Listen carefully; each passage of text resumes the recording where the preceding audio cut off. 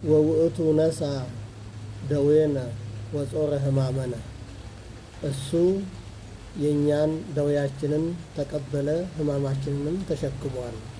መጽሐፈ ኢሳይያስ ምዕራፍ 53 ላይ ያለው ቃል ነው።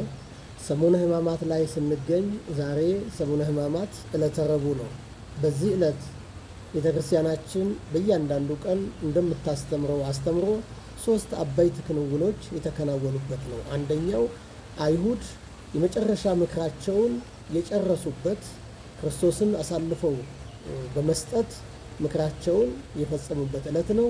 ሁለተኛው ይሁዳ ክርስቶስን አሳልፎ ለመስጠት በ30 ብር የተስማማበት ዕለት ሲሆን በሶስተኛ ደረጃ ማርያም ባለሽታዋ ውድ የሆነ ሽታዋን ገዝታ በጌታ እግር ስር እየተንከባለለች ሽቶው ከእንባ ጋር ቀላቅላ እግሩን ያጠበችበትና ኃጢአቷ ተረግፎላት በሰላም የገባችበት ነው።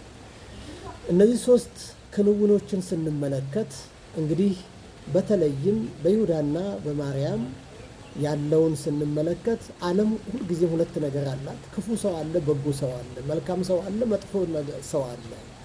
መልካምነት አለ፣ መጥፎነት አለ። ይህም የሚሆንበት ምክንያት በሁለት መናፍስት ስለምትገኝ ነው። ዓለማችን በሁለት መናፍስት የምትመራ ናት። ዓለማችን አንዱ ቅዱሱ የእግዚአብሔር መንፈስ ወደ መልካምነት ወደ እውነት ሁሉ የሚመራው መንፈስ ሲሆን፣ ሌላኛው ክፉ መንፈስ ደግሞ የዲያብሎስ መንፈስ ወደ መጥፎነት፣ ወደ ክፋት፣ ወደ ተንኮል፣ ወደ መጠፋፋት፣ ወደ ጥላቻ፣ ወደ መገዳደል የሚያመራ መንፈስ ስለሆነ ነው።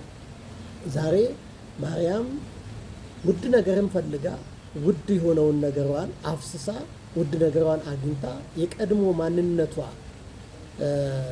ከህብረተሰቡ የተለየችበት የምትነቀፍበት ታሪኳን ቀይራ ወደ ቤቷ ስትገባ ይሄ መልካምነት ነገር ነው፣ ልንማረው የሚገባ ነገር ነው። ይሁዳ ግን ያለውን እድሉን መጠቀም ትቶ የገዛ ጌታውን በትንሽ ብር የሸጠበትና ብሩም ተበትኖ እሱም ራሱን እንዲያጠፋ የሆነበትን ነው የምንማረውና በዚህ ዕለት መልካምነትን ከማሰብ አንጻር በጎነትን ከማሰብ አንጻር የማርያም ሕይወት ምሳሌያችን ነው። የክርስቶስ መገለጥ ማንነታችንን ለመቀየር ለማድረስ ስለሆነ ማንነቷን ቀይራ ማንነቷን አድሳ ወደ ቤቷ ተመልሳለች። የክርስቶስን መከራ መስቀል ለእኛ የዋለውን ውለታ እያሰብን በዚህ ሰሞን እንዲሁ ለብርሃነ ትንሣኤው ደግሞ በሰላም በጤና እንዲያደርሰን የአምላካችን ቅዱስ ፈቃዱ ይሁንልን።